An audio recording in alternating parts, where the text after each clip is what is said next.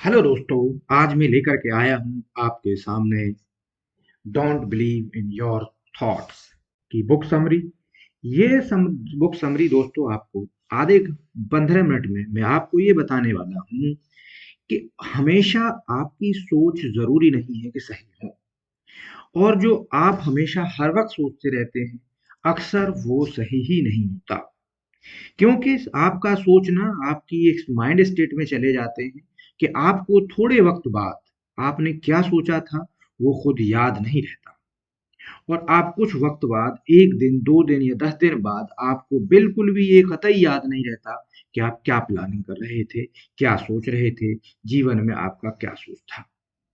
इसके बरक्स आपकी सोच अगर कभी नेगेटिव हुई तो आपको जिंदगी में दुख ही रहने लगते हैं। इसलिए इस बुक समरी को अगर आप पूरी सुनेंगे तो आपको मालूम महसूस होगा कि आपको कब सोचना चाहिए, या सोचने का तरीका बदलना चाहिए, या सोचना है तो कैसे सोचना चाहिए। तो चलिए शुरू करते हैं ये अपनी बुक समरी।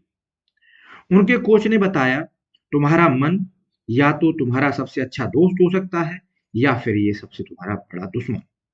तुम किस तरह किसी भी स्थिति को कैसे हैंडल करते हो, यह पूरी तरह तुम्हारी आदतों और विचारों पर निर्भर करता है। उसके बाद तुम्हें अपने आप समझ आने लगेगा कि खुशी पाने के लिए क्या जरूरी है, और क्या भावनात्मक डर से पूरी तरह मुक्त हो सकते हो। चैप्टर 2 में आप जानेंगे राउट ऑफ ऑल सफरिंग, यानी सभी दुखों को किस तरीके से बाईपास करें, या सभी दुखों का क्या स्रोत है।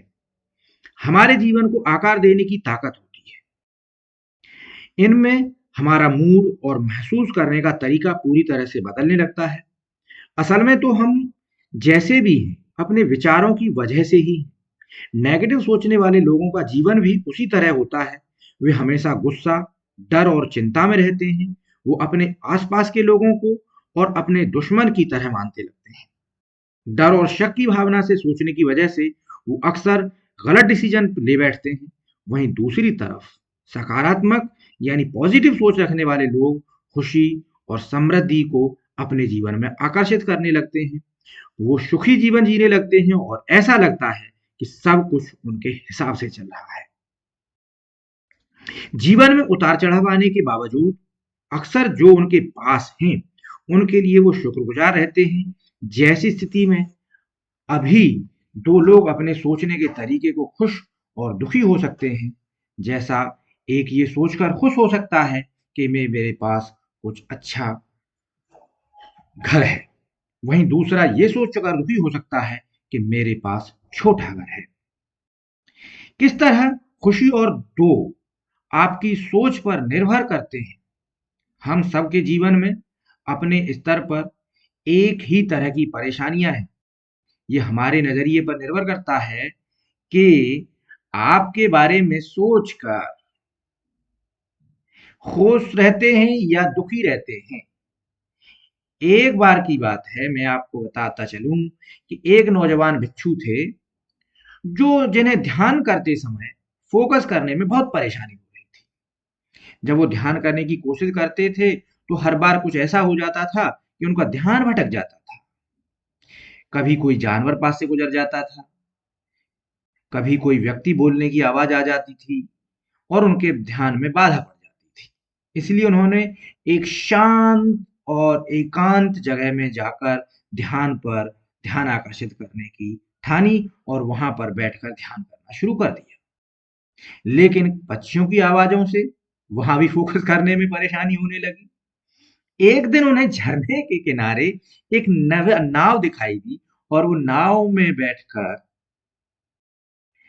नदी में चले गए, और वहां पर सोचा कि अब यहां पर मुझे कोई ध्यान को भटकाने वाला नहीं मिलेगा।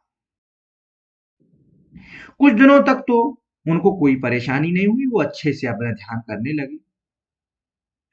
लेकिन कुछ दिनों बाद ध्यान करते हुए उनकी नाव अचानक किसी दूसरी नाव से टकरा गई। गुस्से में वो चिल्लाते हुए उन्होंने अपनी आंखें खोली और देखा कि दरअसल वो नाव हवा के भाव से वहां आ गई थी, वहां कोई भी नहीं था। तब उन भिक्षु को समझ में आया कि उनका गुस्सा शांत होने लगा और उनके ध्यान न लगाने का कारण आसपास की चीजें नहीं, बल्कि उनके प्रति उनका रिएक्शन था। वो अपने ध्यान से ज्यादा आसपास की बाधा बनाने वाली चीजों के बारे में सोच रहे थे।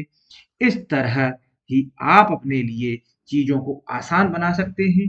आपको अपना ध्यान एकाग्र करना है, तो आप आसपास की चीजों के बारे में सोचना बंद कर दीजिए। आप बंद नहीं कर सकते हैं, तो उनके बारे में सोचना कम कर दीजिए।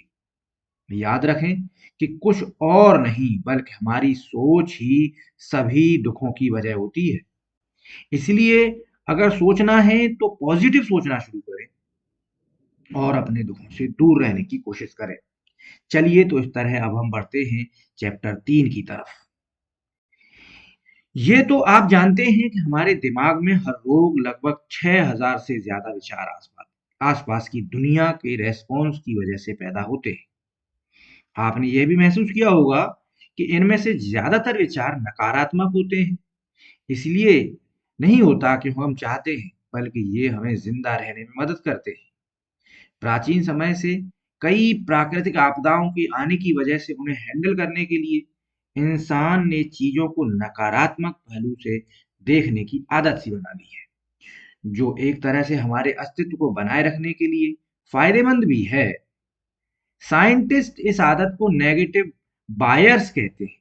आज की आधुनिक दुनिया में यहाँ हमें नेगेटिव बायर्स की उतनी जरूरत नहीं है, क्योंकि आज के तकनीकी युग में इंसानों को जिंदा रहने के लिए संघर्ष नहीं करना पड़ता है।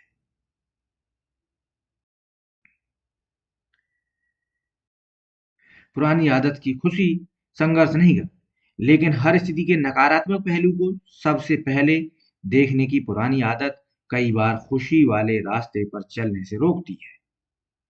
इसलिए अब ये समय आ गया है कि हम पुराने विचारों को छोड़ दें और अपने दिमाग को आराम दें। फुल रहे किसी कई सालों तक दिमाग में हमेशा जिंदा रखने में मदद की, अब इससे खुश रहने की तरफ मॉडलिंग मुड़ना शुरू कर दें।